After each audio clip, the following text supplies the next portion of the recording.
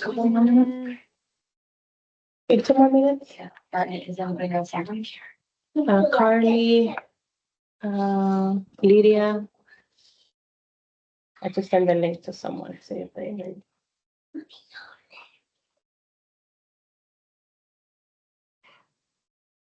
I saw someone named Kathleen. Did she come in? Might be a client of mine. Okay. Oh, there's the waiting room. Okay. Admit and admit.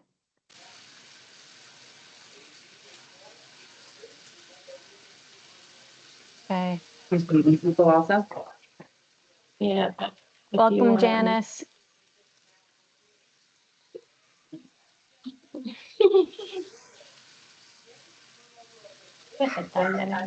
Sientes.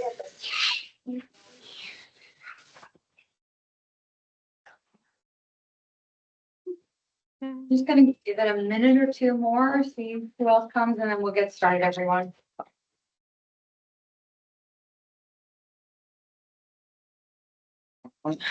Too.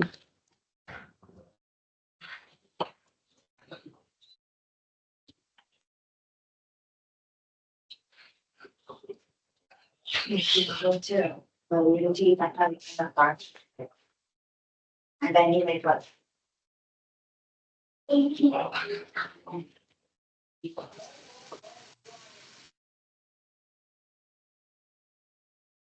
Seven on, fine, okay.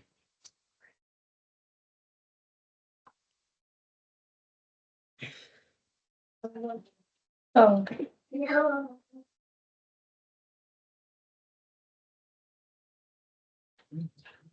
Hi, everyone.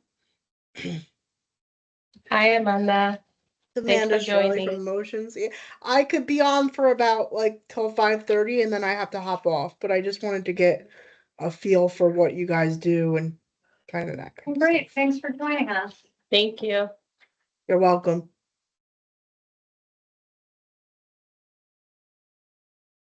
Karen. Good evening, everyone. Really excited that you're all here tonight for mental health and you, what you need to know. I am Caitlin Regan. Me llama es Catherine Regan, and I'm thrilled to be with you here tonight. I uno poquito español, so we have lovely Karen with us to be doing the proper translation, so I don't mess it up. Buenas tardes a todos. Se está presentando, se llama Kaylee Regan y vamos a hacer la sesión en inglés y español. I also want to say thank you for those who are new to one of these meetings. This is the Freehold Tenant Association. We are a group of people, partners, community residents. We get together once a month. We have different speakers, different topics that are based on the suggestions of the community, what they want to learn, what is interested, what's, like what's happening in their lives that they want to learn more about. A few things that I want to mention before Kaylee starts is that we have a sign-in, or those who are joining virtually, if they can put their name and phone number in the chat box, because we have a raffle after the meeting. And also we are going to have an evaluation form that should help us to know how we did tonight. And also if you have any feedback, comments, and about what topics you would like to learn in the upcoming sessions, please let us know. And if at any point, I think you will say this, but if at any point you feel uncomfortable with what's being presented, you're welcome to go upstairs or maybe step away from your computer. And thanks, Carly, for managing the chat. I'll say it in Spanish. Bienvenidos a todos. Nada más queríamos dar un poquito breve de lo que es la Asociación de Inquilinos de Freehold.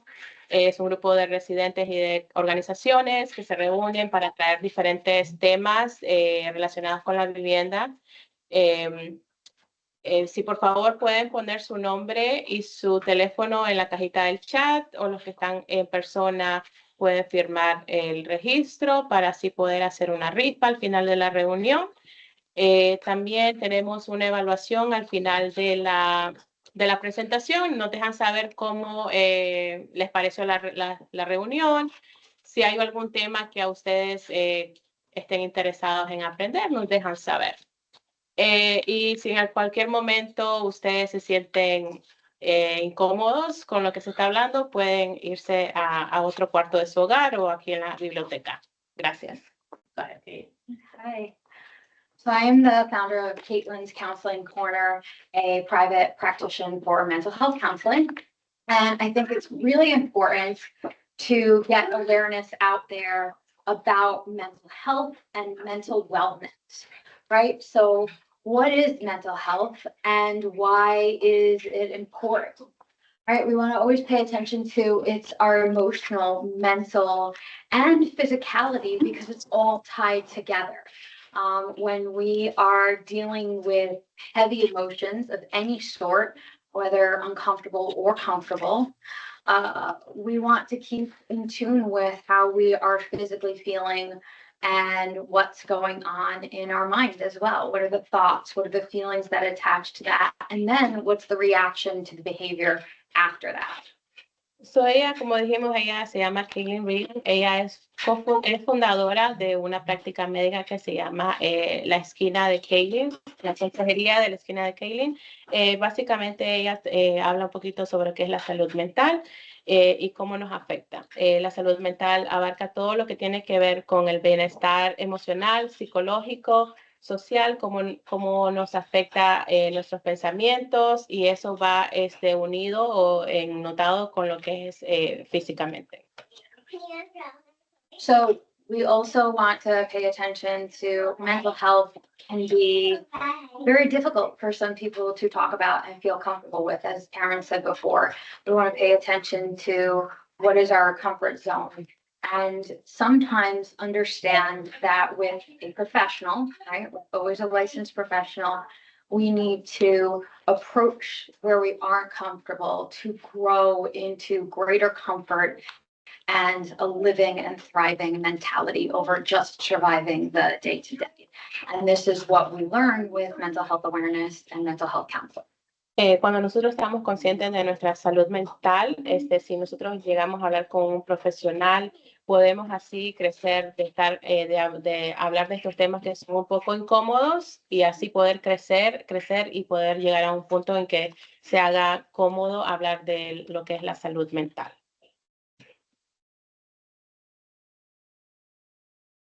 So this slide talks about why does it matter? I think it's so important for our society right now.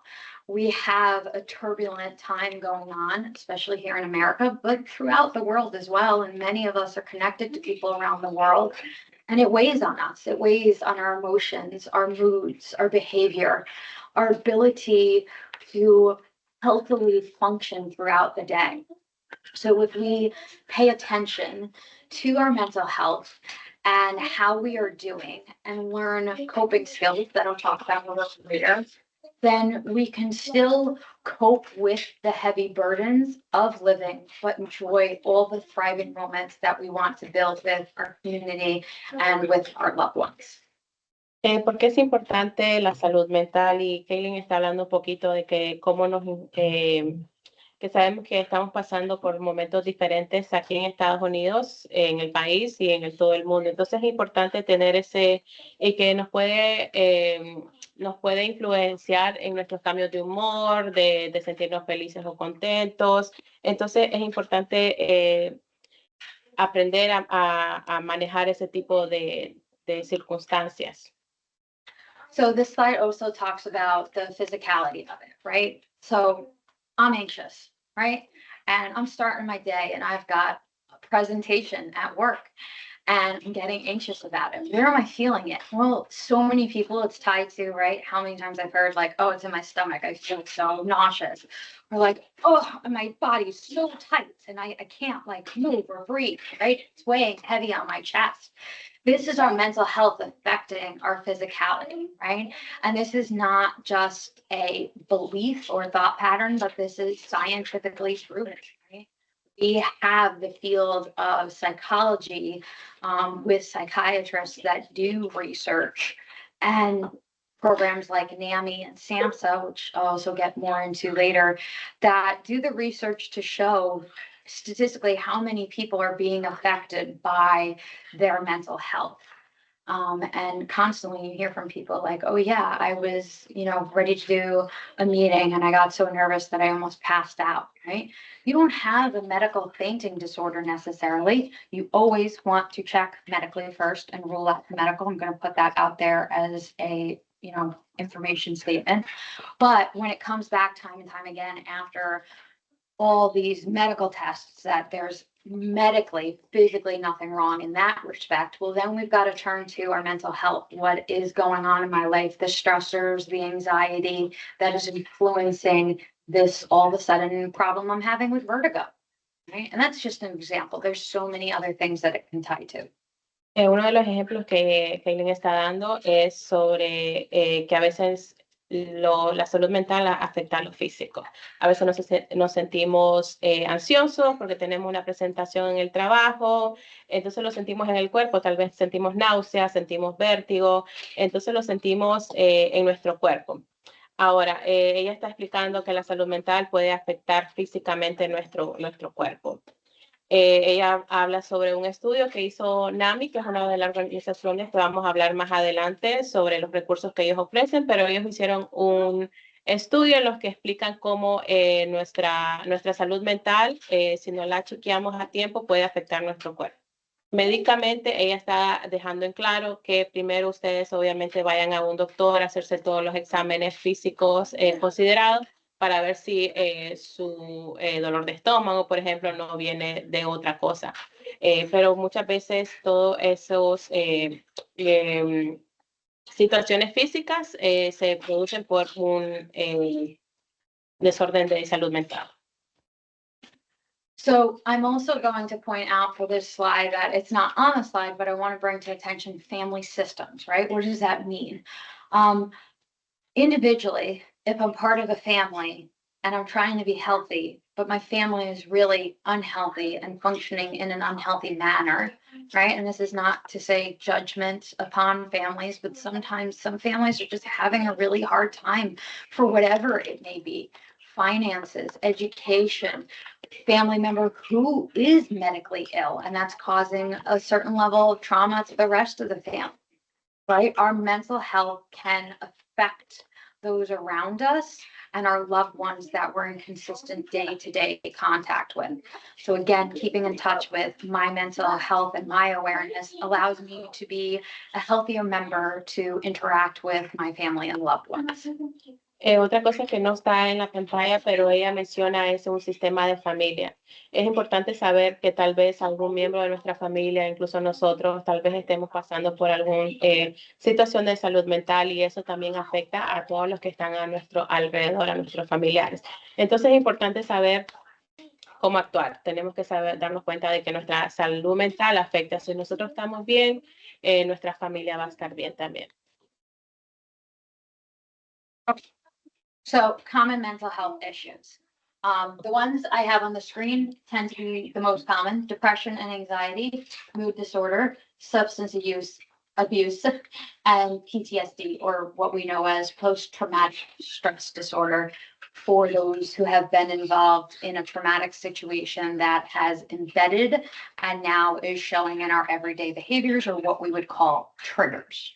Aquí en la pantalla pueden ver algunos de los problemas comunes de salud mental, como son depresión y ansiedad, trastorno del estado de ánimo, trastornos por abuso de sustancias y trastorno de estrés postraumático, que básicamente es alguien que pasó por algo muy traumático. There are many more diagnoses out there, but this is certainly when I'm working with families, this tends to be the typical diagnoses I work with, right? And so as a clinician, we want to address the symptoms around it. I sometimes take a different stance than the profession as a whole, but to me, it's not about the label. It's not about the diagnosis. It's about the symptoms that are interfering with your life. Let's get a hold of those symptoms. Let's learn how to cope, and let's just be healthier, right? I always encourage my clients, I don't want you to have a label forced on you that you don't connect with, right? I openly speak about that I'm a mental health clinician with a mental health diagnosis myself. And I choose that label for myself because it connects with me. For me, the diagnosis gave me the yes, it makes sense moment that gave me a relief of knowing what was wrong. But rather, I learned not to view it as something was wrong with me, but this is how my brain works. Now I was able to empower that label behind it. Ella está hablando de que estos son algunos de los problemas comunes, pero hay más. Ella trabaja con jóvenes y con adultos y hay más problemas, pero estos son los más comunes. Ella está hablando muchas veces de que muchas personas etiquetan o tienen un tipo de salud mental, pero es importante no etiquetarlo, pero sí llegar a lo que es la raíz del problema y de ahí trabajar de una manera en que lo puedan no verlo como algo de etiqueta, sino que pueden trabajar así, a sentirse empoderada. Ella también está compartiendo de que ella también tiene un diagnóstico de salud mental, pero no lo ve como una etiqueta, sino como algo que lo puede usar para empoderar a los demás. When we learn to empower a label that we choose rather than having a diagnosis or a problem forced on me, our whole world changes. Counseling should not be about that you're sitting there with a professional who's telling you this is what's wrong with you, right? But it should be about, wow, I have somebody who gets me, accepts me for all of who I am, because we all want that at the end of the day, to just be accepted for who we are. And a time for me to help people learn this is how I'm going to empower myself and this is why I'm going to choose healthy. Muchas veces este sería como una manera de empoderarse a sí mismo. La consejería no debería de ser algo que te dicen esto está mal contigo, esto está mal contigo. Puede ser un momento en que alguien te diga, oh, no estás solo, te entiendo. Puede ser un momento de empoderación. Okay, signs and symptoms. Again, this is not going to cover all the signs and symptoms that are out there. So I always encourage people seek help, ask for help, talk to professionals, medical and mental health, and to get your answers on what your symptoms are going on. But I like to go over these signs and symptoms for, again, that family system to be aware of for when you see maybe someone who's struggling. Maybe they're not in your family. Maybe it's your best friend. Maybe it's a coworker. But start to learn the signs and symptoms so you too can be a person who can help advocate the need for help. Aquí le van a presentar algunos de los signos y síntomas, tal vez alguien en su familia, tal vez es un amigo, tal vez es alguien en su trabajo y usted puede estar atenta a estos síntomas y así tal vez la otra persona no quiere pedir ayuda, pero usted le puede brindar su ayuda, obviamente siempre pidiendo ayuda a profesionales. So what are signs and symptoms and how do we learn to recognize them? All right, so one of the things you see above me is behind me, depending where you're at tonight, is persistent sadness, easily tearfulness, right? If we lose someone, if we're in a grief moment, it's expected that people are going to have a level of persistent sadness. But when does that go beyond what clinically we would call the norm, right? Not that, again, I like to put normalized on the general public, but so speaking, if it's 2 years after a person who lost their father, who was, 95 years old, is still deeply saddened and unable to perform daily functions, well, maybe at the year point, we'd start to be worried for our loved one and say, like, hey, what's going on? How can I help you? Same with you have a teenager in the house, or maybe a kid who's a little younger than the teenager, because sometimes it starts earlier. And you see that they're crying all the time and upset over what many parents constantly tell me, little things, right? That's when to ask for help for persistent sadness. Uno de los síntomas es la tristeza persistente. Si usted o alguien está acaba de perder a un familiar y de repente han pasado 2 años, pero esa persona todavía está encerrado en su cuarto, está llorando siempre, no hace las cosas normales que al diario debería de hacer, sino que está en su cuarto encerrado llorando. Entonces ahí es una señal que dice esta persona necesita ayuda. Lo mismo con un adolescente que tal vez esté llorando, entre comillas, por cosas pequeñas, podría ser una señal de que necesita ayuda. So some of the other symptoms we have are excessive fear or anxiety, right? Again, if, I had a 12-year-old who was so afraid of spiders that they became frozen and screaming and yelling every time, a daddy long legs came across the table, or saw on the wall up in the corner, I'd be a little concerned. I'd be like, wow, that's an excessive amount of fear, right? This is what I mean by excessive. Same with anxiety or worry. I can't go out and meet friends, Mom, because I can't speak to people. Or all of a sudden your loved one or someone who you've known for years is extremely isolated. But before they were, the life of the party, right? That would be a sign, a warning sign, a red flag that we want to call attention to.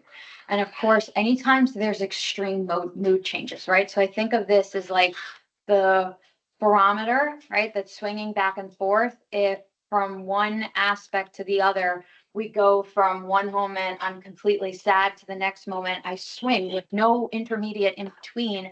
I swing up to, I'm screaming, cursing, yelling, and throwing things.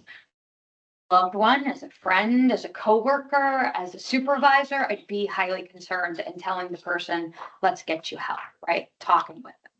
Starting a conversation is the biggest way to get people to recognize they need the help. La segunda es ansiedad o preocupación o miedos extremos. Ella está dando un ejemplo de un paciente de 12 años que tenía miedo excesivo a las arañas y entonces él comenzaba a gritar, a llorar súper con mucho miedo, muy alto. Entonces, otro caso es que si la persona de repente era la vida de la fiesta o era muy social y de repente se mantiene aislado, no sale, ese es otro síntoma, otra señal de que necesita ayuda. Entonces, o si también tiene cambios de humores, ella menciona que si está un día está súper feliz y el otro día está enojado, diciendo malas palabras, eso puede ser una conversación inmediata que esa persona necesita algún tipo de ayuda. Okay. Causes of mental health. This is a big question I get from clients and especially from parents all the time. Did I do something wrong? Is a constant question I hear from parents. And the answer is not simple black or white, yes or no. It is let's look at the root of the problem, right? Where is it, or rather, coming from? Problems can be genetic, they can be environmental. So genetic meaning that it's passed down from the families, and that respect, again, it's not your fault as a parent. Maybe you didn't know they had this in your history, or you knew that mental health problems existed in the family, but you wanted to bring children into a world where they were accepted no matter what happens to them when they grow older and problems start to arise. In that situation, you're a great person to be able to say, like, hey, I recognize these signs from my family members and I'm going to get my child help to be successful and live and thrive in the world. Algunas de las preguntas que se hace ella como consejera es de los papás, hice algo malo. Entonces muchas veces ella menciona que son genética o historial familiar y a veces no nos damos cuenta. A veces son circunstancias ambientales. Entonces es importante saber ir a la raíz del problema, porque a veces sí son genéticas o que se pasan de ancestrales. Entonces es importante saber, aunque tengamos nosotros hijos, llegamos a un punto en el que podemos decir, mi hijo tiene esto, busquemos ayuda. So our next one is trauma or abuse. Anyone who goes through trauma or long-term abuse, even short time one incident, right, can wind up embedding that or taking it into their internal system is what I mean by embed, right? It sticks with us somewhere in us. And now our body is trying to process. But what happens is we kind of, excuse the analogy, but we become like rats on a wheel, right? We're just stuck on that, or hamster on the hamster wheel. We're just stuck on that wheel. And how do we get ourselves out of it? Mental health counseling can be a great way to go through specific types of trauma therapy that can help you bring it forward, release it, and create a resolve. Not that we're wiping the memory or the trauma away, but rather that your brain is now going to process it differently so that it doesn't feel like it's still happening in the present moment. Ok.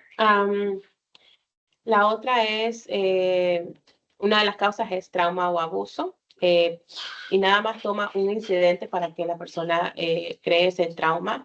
Como dijimos, a veces el trauma o el problema mental afecta a nuestro cuerpo. Entonces también ella está diciendo de que nosotros tenemos que buscar consejería, si ese es el caso, para buscar una resolución. Y ella habla de que la resolución no es borrar la memoria de lo que pasó o del incidente, sino buscar mejores maneras de procesarlo de una manera sana. And we have environmental circumstances. If we're growing up and there's a lot of financial stresses, that stresses the whole family system, and kids have a way of taking that on. Now, mental health counseling is not going to change families' financial setup, but again, we can teach those coping skills coming up that will help you handle it in a healthier way, right? That then I become a person who can cope with life's challenges while still finding joy, happiness, exciting moments, things I'm looking forward to, and most important in life, hope. We need hope. La otra es algunas circunstancias ambientales. Está dando un ejemplo de que a veces tal vez en la casa hay problemas financieros, entonces los niños toman eso y de ahí comienza el tipo de problema mental. Entonces, ¿cómo mejorar lo que es de manera saludable? Otra vez estamos hablando de que no es borrar, sino tratar de encontrar un mecanismo de acoplación para tratar de mejorar lo que es eso, encontrar felicidad en ese tipo de momentos, crear momentos felices, especiales y tener esperanza. I'll make a note that, of course, there are many other types of environmental circumstances that can trigger mental health issues. But for environment, there's too many to list to bring them all to attention tonight. También está diciendo que hay otros tipos de circunstancias ambientales, pero ese es el que quería traer a la So our last one, we have long-term stress. Long-term stress and trauma are generally associated, but long-term stress is not always paired with trauma. We don't have to view something through the lens of trauma to think that it's stressful. Everyday life and certainly adulting can be stressful. But even being a teenager and a kid is also stressful. So it's just our matter of perspective. And if I deem this stressful, then you can go to mental health counseling to get somebody to validate that for you and say, like, yeah, I could see from that point of view, and let's talk about how we can cope with it. El último es estrés a largo plazo, no necesariamente ligado a un trauma, pero puede ser por las cosas cotidianas, las situaciones cotidianas que puede llegar a este estrés a largo plazo. Y también tiene que ver mucho de la perspectiva de cada persona. Entonces ahí es importante ir a consejería para que ellos validen su estrés a largo plazo. All right. How to get the mental health support, right? So we have a couple of things that we want to do to get the support and understand the support that needs to be. Certainly in a family systems, we want to talk openly about feelings. This can be really hard and difficult for a lot of families, especially considering all the different cultural backgrounds that are out there and how you have been raised, right? Maybe not just ethnically speaking, but just the culture of your family growing up and what that was like for you, Learning to share about our feelings can be a really difficult point of therapy. And I want to let you know you're not alone in that. Many come in and have to learn how to share about your feelings. If you're out there thinking like, oh, shouldn't I know how to do this? Most people don't. That's okay. Come in, let us teach you. Cómo apoyar la salud mental. Ella habla sobre hablar abiertamente sobre los sentimientos. Entonces a veces puede ser difícil por nuestra cultura o la cultura de las familias. Entonces es importante poder venir a hablar, compartir sus sentimientos de la manera en que se podamos entender de acuerdo a nuestra cultura. I'm going to jump to the bottom screen, bottom bubble there, teaching emotional intelligence, because this is something we want to start as young as possible. Yet, I will also say, if you're an adult, that doesn't mean that you can't learn it and grow into it. But emotional intelligence is just the basic idea of like, I understand how to communicate my feelings and emotions, how to empathize and sympathize with others. These are big words we hear in counseling and therapy all the time, right? Communicate, empathize, sympathize.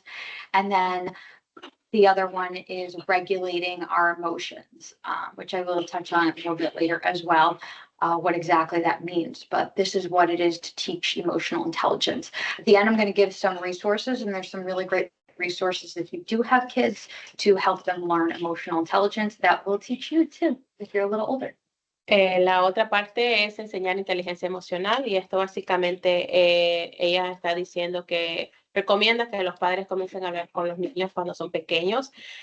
Igual cuando nosotros somos adultos, igual podemos aprender a tener inteligencia emocional. Entonces, esto abarca sobre cómo poder llegar a comunicarnos, cómo tener empatía y simpatía con otras personas. También cómo regular nuestras emociones. Más adelante va a estar hablando de algunos recursos para eso. So then, of course, the other one that's up there that's really important to mention is seek professional help when needed. I'm going to go into too how there's no shame in asking for help, because that's a really important thing, but I'm going to say it multiple times. There's no shame in asking for help. It can be really hard for some of us because we weren't taught that way growing up. But certainly don't we want to teach this next generation that it's okay to ask for help when you need it. And then therefore we should be doing it for ourselves and saying it's okay for me to ask for help. La otra idea es buscar ayuda profesional si es necesario. Ella está recalcando de que no nos tenemos que sentir avergonzados de pedir ayuda. Es importante que también nosotros le enseñemos a nuestros hijos pedir ayuda para no tener, en la próxima generación, no tener este tipo de situaciones de salud mental, sino que puedan abiertamente hablar sobre eso. Two other things that are up there, get regular exercise, right? I'm not saying you have to be a marathon runner, because Lord, no, I'm not. But you want to get some sort of exercise to naturally boost those endorphins, right? And endorphins, it's our body's term for those feel-good chemicals that are created naturally in our body. La otra es hacer ejercicio regularmente y básicamente no le está diciendo que vaya a correr un maratón. Pero sí tener para hacer ejercicio para poder liberar esas endorfinas. And last on the screen, we have keep a healthy routine. Routine can be really comforting. And whether you think you have one or not, you all have one, because our brain is a pattern builder. We are all building routines that translates to patterns in our brain. And that's what becomes our comfort zone. Sometimes we establish unhealthy patterns early on that we have to learn through counseling how to create healthy.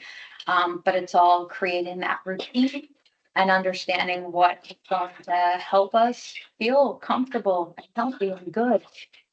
La otra es mantener una rutina saludable. Sabemos que las rutinas son patrones. A veces no tenemos la mejor rutina, que no nos ayudan. Entonces ella está diciendo que es importante crear una rutina que nos ayude, que nos sentamos cómodos, pero también nos ayude. Okay. So I love doing the myth slide because I want to help people understand what is a myth and what is fact, because there's a lot of myths going on around there about mental health or our emotions. So love, mental illness is a sign of weakness, right? It is not a sign of weakness to have something that we are born with or that is created in our system because environmental circumstances pushed us to the point of that. There's no weakness. We wouldn't tell somebody with diabetes or cancer that they have a weakness for having an illness. I'm here to tell you there is no shame behind mental health, and there is no shame or no weakness in having a mental health illness, and you can learn how to turn it into your empowerment. Uno de los mitos es que la enfermedad mental es un signo de debilidad, lo que ella está recalcando que no es. Usted no le diría que a un paciente que tiene cáncer o diabetes que es debilidad. Lo mismo es la salud mental, no es ninguna debilidad. It's perception, not reality. Okay, what is perception? And whose perception is reality and right? These are important questions to ask when we hear kind of statements like that. Perception, you're going to have a different perception of what I have if we're involved in the same instance. It's just our viewpoints of the world and how we view it. Ok, ella está hablando sobre que el otro mito es percepción, no realidad. Entonces, ¿qué es percepción? Ella está diciendo que la percepción de cada persona es diferente, aunque las dos estén pasando por la misma experiencia. Our perceptions come to us based on how we've come to be created as persons, right? What did I grow up with? What were experiences that I had along the way? Who did them to me? How I've been spoken to. There's so much to what forms our perceptions and therefore what is reality for us. Ella está hablando de que la percepción se basa cómo nosotros crecimos, cómo nos criaron, cómo las cosas que experimentamos, cómo me habló aquella persona. Now, I will note, there are instances of mental health illnesses such as schizophrenia, or psychosis that could cause a person to lose touch with reality. And what I mean by that reality is that if I stand here and say, I'm not standing on the ground beneath me, I'm flying on a broom in the air, everybody right now would be like, what? There's no broom underneath you and you can't fly. But we would need to say, like, that's a concern, right? So there's a balance to that statement, right? Perceptions are important. It's important to pay attention to how another person views the world. But if you really see and hear things that we know logically can't happen and aren't viewpoints, are not reality, rather, we want to ask for help. Ella está hablando sobre que la percepción sí es de acuerdo a lo que nosotros hemos experimentado, vivido, cómo crecimos. Ella está dando un ejemplo de que hay casos en que la persona sí es diagnosticada con esquizofrenia en the other one was? Psychosis. O psicosis. Entonces ellos pueden, en ese caso, la persona puede perder el toque con la realidad. Ella está dando un ejemplo que si una persona viene y dice, oh no, yo no estoy parada aquí, estoy volando encima de una escoba. Entonces, ahí en ese caso sí la persona tendría que buscar ayuda. No es percepción, sino que ya tiene un diagnóstico y necesita ya es algo más diagnosticado.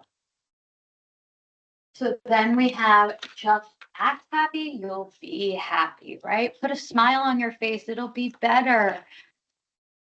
I know that most people, 99% of people who say this statement to somebody who's struggling do not mean it in a mean way.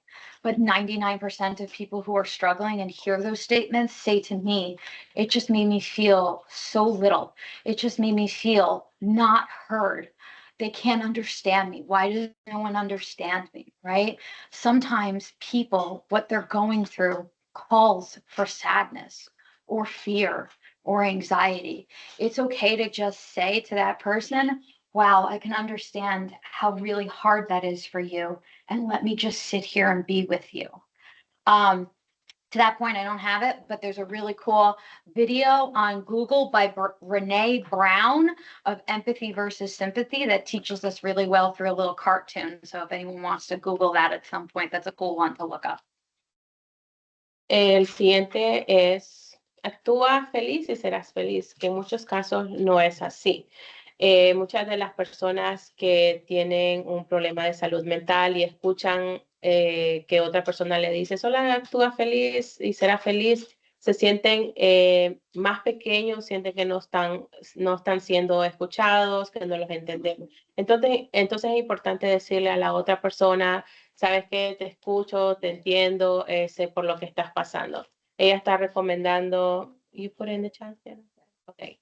Jenna acaba de poner en el chat una historia de algo para que ustedes lo miren cuando tengan tiempo. Renee Brown. Renee Brown. The last one I want to call special attention to. If we don't talk about it, it will go away. This is a dangerous statement to give to somebody who's struggling. Telling someone not to talk about it, to sweep it under the table, just push it out of your mind. Never, I have yet have a client in all my 7 years and in 13 years of teaching adolescents, ever have someone come back to me and say, like, oh yeah, so I stopped thinking about wanting to harm myself, or I stopped thinking about how I was such a huge failure and disappointment. Everyone comes back to me in the private of my office saying that did so much more damage and I knew never to speak about it again or not to ask for help. We don't want to encourage people not to ask for help or to push it under the table. It doesn't just go away sometimes, these heavy feelings. Please, we want to support people. Say like, wow, maybe I don't know the right words to help you, but wow, why don't you go seek a counselor? Why don't you ask for help? Encourage asking for help. El último es uno de los más peligrosos que podemos decirles o hacer. Si no hablamos de ello, desaparecerá. Y esto es bien peligroso porque ella dice no lo podemos esconder, no lo podemos meter debajo de la alfombra. Dice que ella tiene pues muchos años de experiencia y no se va. Lo importante es hablar, apoyar a esa persona y decirle busca consejería, busca ayuda. Okay, seeking help. There's so many places really hard, but for those who do it, you are brave. I want to say that and really encourage that tonight. You are brave and you are courageous. It is not easy to walk into a therapist's office, and I know this from doing it myself. It is not easy to say, I need help. I want to change the way I'm thinking and feeling. It's a hard journey, but it's a worthwhile journey. Seek the help when you need it. There's no shame, ever. Ella quiere recalcar que si usted en algún momento ha buscado ayuda, ella le da las felicitaciones, dice que usted es muy valiente por buscar ayuda. Sabemos que no es fácil decir quiero cambiar cómo me estoy sintiendo, pero es importante no sentir vergüenza y buscar ayuda. These words mean something. You are not alone. There's so many out there right now, in this moment, in this second, all over the world that need help and are maybe afraid to get it because of the stigma that exists. So for those of you here tonight, be a part of that solution and help get rid of the stigma. Encourage people to ask for help. And if you need help yourself, please, my information will be out at the end of the session. Reach out. I will guide you, even if I cannot take you on as a client. I will help you get the resources that are necessary. Ella está apuntando a las palabras que están en la pantalla. Usted no está solo y ella está recalcando de que usted no está solo. Hay miles de personas que están pasando por algún problema de salud mental, pero quiere dejarle saber que no está solo, que busque ayuda, que hay mucha ayuda. Incluso ustedes pueden, al final de la presentación, van a ver la información de Kaylin. Incluso si ella no les puede ser su consejería, van a tener más opciones para buscar ayuda. Okay, so we're gonna have a little fun right now, and I'm gonna teach you some skills to emotionally regulate. Can the kids do this with us? Yeah, please, any kids in the audience, come on, join me. Everybody in the audience, at home, please join me, do this with me. Practice makes perfect. And that's the number one thing I teach my clients, that when we are learning coping skills, it's a skill. Like anything else, we have to hone our skill and train the new pattern in our brain. If I teach you this tonight, you do it here and never practice it again, I do promise you that the next time you need it, it won't come to your mind because it's not a pattern in your brain. Ahorita vamos a hacer una actividad, entonces los que están en Zoom, los que están acá, si se pueden poner de pie, vamos a hacer una actividad con ella de respiración y ustedes lo pueden hacer en sus casas. Ella está hablando importante de que tal vez no lo hagas en una vez aquí y después se olviden, pero es importante como usarlo diariamente para que en caso que lo necesite esté presente y ustedes lo puedan hacer en el futuro. So when we emotionally regulate, this is a fancy term for we're creating stability in ourselves, right? If we're dysregulated, not stable, unstable, uncomfortable, those are just all other terms for it. But when we're feeling that discomfort, we want to create ourselves comfort in a safe and healthy way. These are really great ways to do. And a simple one is deep breathing. A veces vamos a tener momentos incómodos, momentos en que no estamos bien, desbalanceados, pero esta técnica de regulación nos va a ayudar a crear esa estabilidad de una manera segura y saludable. Okay, so breathing, I hear all the time, why do I need to do that? I do it every day, but do you deep breathe? When we properly deep breathe, and yes, there's a proper way to deep breathe, we are raising the oxytocin levels in our brain, which is immediately also raising our endorphins. So if we're feeling unstable and we start to breathe, we have a quick way of bringing ourselves stability and comfort. So we might help to put your hand on your stomach, okay? And we're going to take a deep breath in like we're blowing a balloon out. Ready? Ok, básicamente le está diciendo de que pongan su mano en su estómago y van a tomar aliento, respirar como que si estuvieran inflando un globo. And then exhale. Después exhalan. Okay, so this is how we deep breathe. We want to have our shoulders relaxed, blow that stomach out, and then exhale and let it release. Like again, we're blowing a balloon and then letting it release. Entonces van a tener sus hombros relajados, se ponen inflan su estómago como que si estuvieran soplando un globo y después lo dejan ir. Often when we invoke a tactile technique, again, another fancy clinician term for touch, okay, and pair that with deep breathing, we get even more results than just the deep breathing alone. La otra es también tactile, no sé cómo se dice en español, pero básicamente es tocar. Conjunto con la respiración es otra técnica. So this time we're going to deep breathe in for 4, hold for 2 seconds, and breathe out for 6, all while tapping our fingers together. Entonces vamos a respirar por 4, mantenerlo por 2 y dejarlo exhalar por 6, mientras tocamos nuestros dedos, las dos manos. Yeah, some people do it both hands, some people do it one. Either's fine.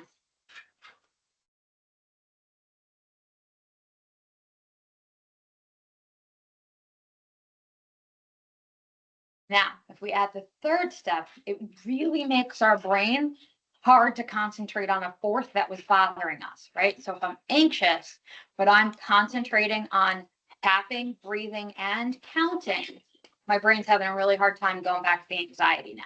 So this time, I'm going to count out loud, but I want you to count in your head, right? So again, ready? You're starting to breathe. 1, 2, 3, Pueden 4. respirar por hold, 4, 1, mantener 2. por 2. Out 1, 2, Y después 3, 6. 4, 5, 6. You would do that as many times as you need to kind of what we call grounding ourselves. This is called the grounding skill into a more comfortable place. Y eso lo pueden hacer cuantas veces ustedes quieran hasta que estén de alguna manera calmados o establecidos. Some people don't like deep breathing or grounding techniques. There's so many coping skills out there, and that's why I encourage people to seek out help, because then a professional can walk you through. You know, sometimes I teach clients 10 before we hit the one that they go, yeah, that got my brain going. Tal vez a usted no le gusta hacer este ejercicio, pero si usted busca ayuda profesional, hay diferentes ejercicios que le pueden ayudar a este tipo de técnica. I'm going to show you one more. It's called meridian tapping. I love meridian tapping. We're tapping into the meridian points in our body. There are many, but it's a point in our body that quickly connects to a comfort feeling. Les va a enseñar otro que es tocarse el punto no sé cómo se dice, sorry, no sé cómo se dice en español, meridiano, punto meridiano. Entonces, si no le gusta el que hicimos primero, puede usar este. And that's Spanish to English. Sometimes it's hard, right? Meridian, like Uh-uh. Hackensack Meridian Health. I don't know if Hackensack Meridian Health got their name from it, but it's spelled the Spelled same the same, way. Yeah. okay. Meridian tapping. Okay. I'm going to show you first because this is a more difficult one if I do it too quickly, and then we'll do it all together, right? So I'm going to take my glasses off because it's easier that way. So on a breath in, first you have 2 fingers, doesn't matter which 2, just 2 that are easy. Van a poner sus dos dedos así In the middle of your forehead is where you're going to start. y lo ponen en la mitad de su frente. So on a breath in, I breathe in, Vayan a respirar tapping. On a breath out, I mientras move tocan to the repetidamente. to the side of my eye. Después al lado de en el templo, Breath in under my eye. debajo de su ojo. Breath out under my nose. Tocan, exhalan debajo de su nariz. Breath in my chin. Respiren, inhalan en la barbilla. Breath out collarbone. Exhalan en el cuello de en el hueso de su cuello. Breath in under my arm. Respiran debajo de su axila. And breath out tip of my head. Exhala Middle. Encima de su cabeza. Middle on top, sorry. Okay, so you would do this as many times as you need to as well. Obviously, you know, I have clients all the time going, I'm not doing that. I'm like, no, of course not. I expect that if you walked into the middle of the grocery store and did meridian tapping, people would be like, what is going on? This is a good one to do in private. If you're at work, jump into the bathroom, take 2 minutes, go a couple rounds, you'll calm down. You'll feel better. Esta dice, bueno, obviamente este tipo de ejercicio de regulación no lo va a hacer en el trabajo, en un lugar público. Este es más para hacerlo privadamente si usted quiere. If you're at work, you can pop into the bathroom, Okay. you know, private place to do Si it. está en el trabajo, puede irse al baño y hacerlo. Last simple one is a great one for kids because it's very easy for them to learn and to imagine. It's called box breathing. It's another deep breathing technique, and you would literally imagine yourself drawing a box, breathe it in for 4, out for 4, in for 4, out for 4, and just keep having kids draw that square and breathe until they calm. El otro ejercicio es más para los niños, pero básicamente es dibujar una caja. Entonces van a respirar por 4, exhalar por 4, inhalar por 4, exhalar por 4 y así sucesivamente. And again, same premises, do as many rounds as you feel necessary to help you. Do as many rounds as you feel necessary to help you. Ok, lo pueden hacer varias veces como usted lo necesite. Okay. I'm going to make a note on coping skills. Here's what I teach my clients skills. It's a tier.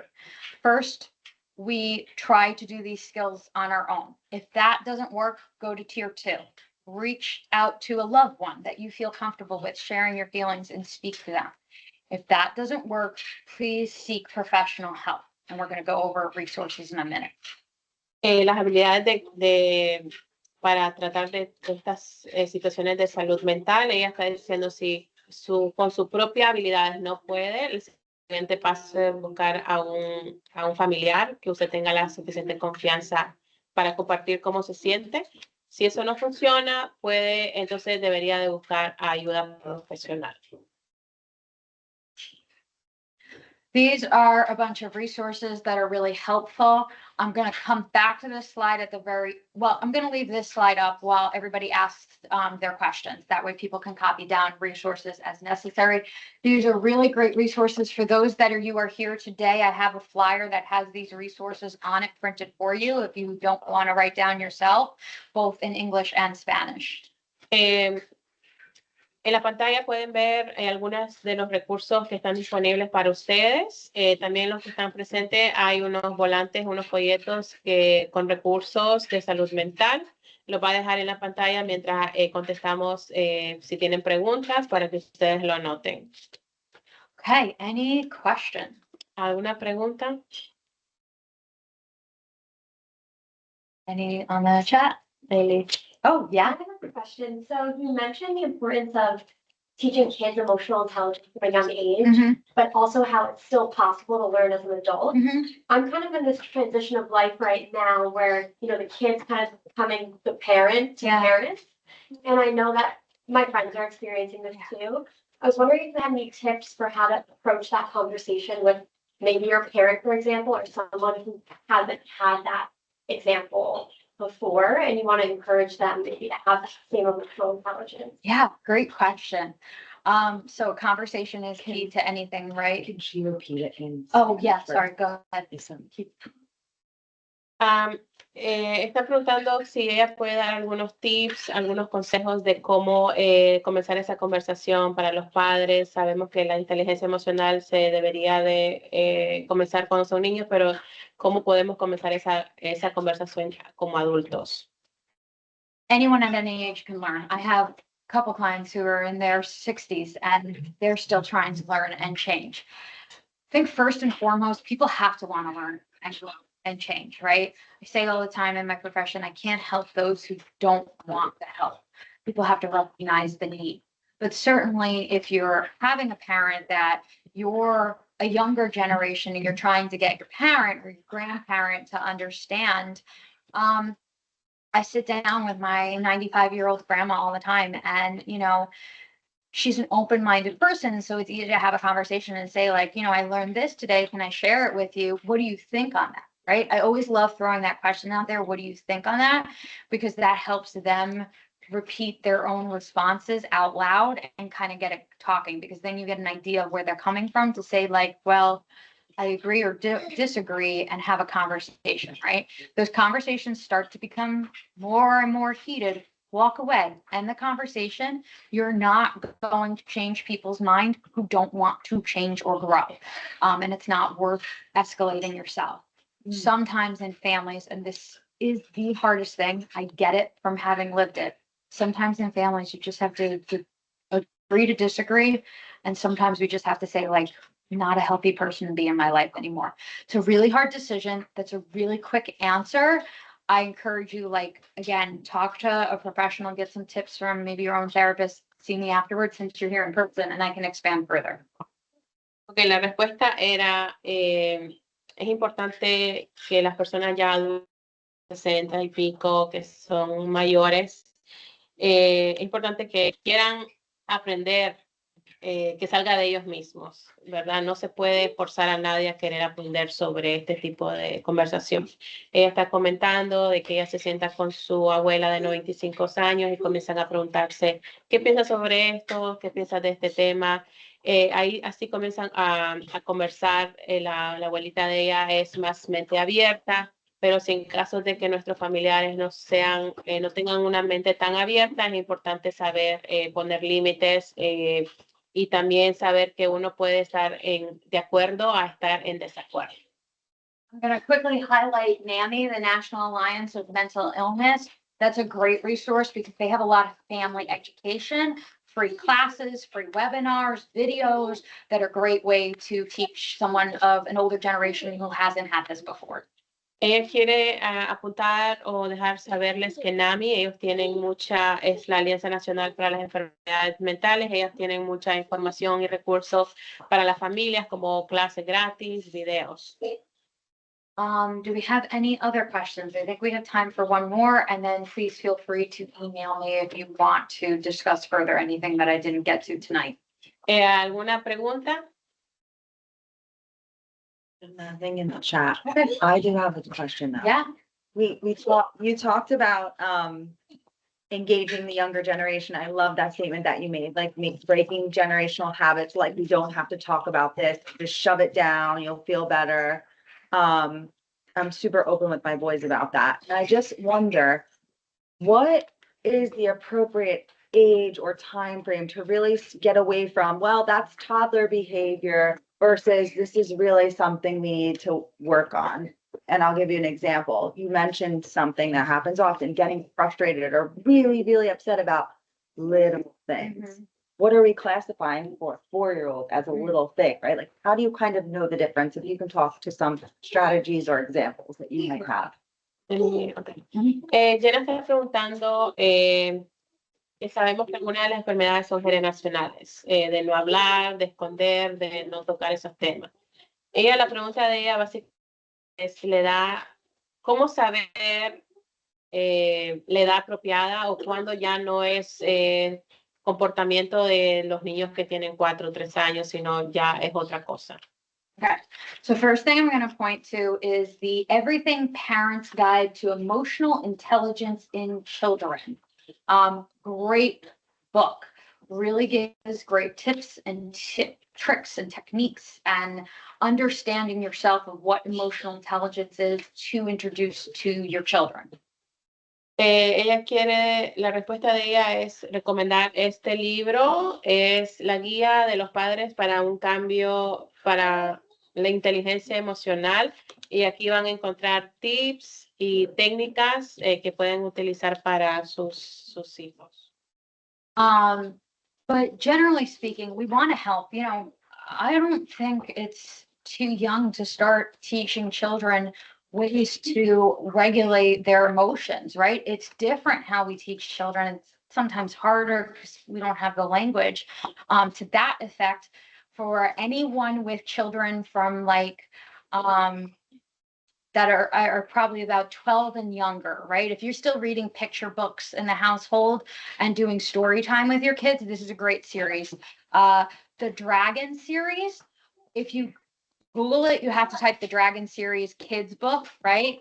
And it's this great little series that has this little kid, right? And he goes through life with his little pet dragon, and Dragon learns anger management.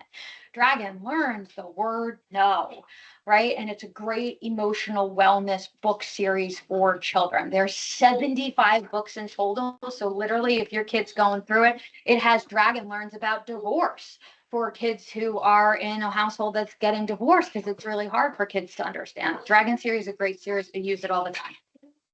That's awesome. La otra recomendación que ella está diciendo que no hay como una edad temprana para comenzar a hablar de estos sentimientos, pero si tiene usted un hijo de 12 años y menor, hay una serie de libros que ella está recomendando que se llama la serie del dragón, y básicamente es un niño que está acompañado de un dragón y con él van aprendiendo sobre diferentes temas como que es el divorcio, cómo decir que no. Entonces hay más de 70 series o libros que pueden chequear ustedes.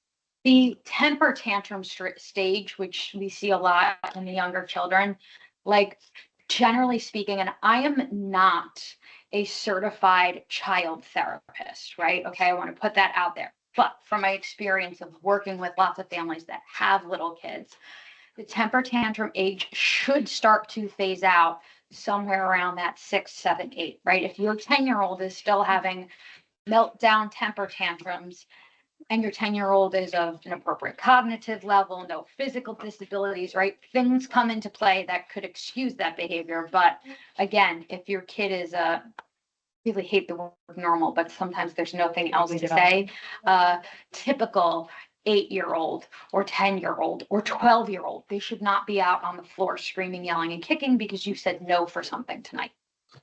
Ok, ella está diciendo que ella no es certificada, quiere aclarar que ella no es certificada para trabajar con niños, pero usualmente la edad en que ya los niños se dejan de tirar al piso, hacen relajo, andan llorando y gritando por cosas pequeñas, debería ser a los 6. Yeah, 6 should start to phase out. It's Okay. still kind Deberían de irse de ese comportamiento a los 6, 7, 8 años. Si ya un niño de 10 años está tirado al piso llorando porque no se le da algo, podrían, y no hay nada físicamente como una deshabilidad o algo malo, ya podría ser necesario una intervención ahí. There's a difference between our physical age, meaning we were born this year, therefore, you know, I was born in 1987, therefore I am 38. I'm 38. But and the cognitive age, right? The mentality behind it. So as long as your child cognitive and physical age pair, then that's where it should start to phase out. Ok, ella está diciendo que la edad física y la cognitiva, o sea, la inteligencia, están conectadas ahí, entonces debería haber un cambio, pero a veces no es el caso. Entonces. Two last books I'll give that are really great for working with. This book is great for any age range to learn how to love yourself, and we should all love ourselves internally. The ABC of Self-Love.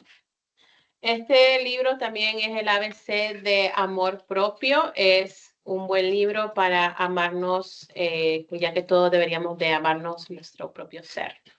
Okay, and then this is a great workbook for kids who are highly anxious. I see more and more children starting age 3 with serious anxiety levels all the way up to teen years that then transfers into our adulthood. This is a great one for little kids. It has, you know, pictures and drawings. So this is great for like 12 and under.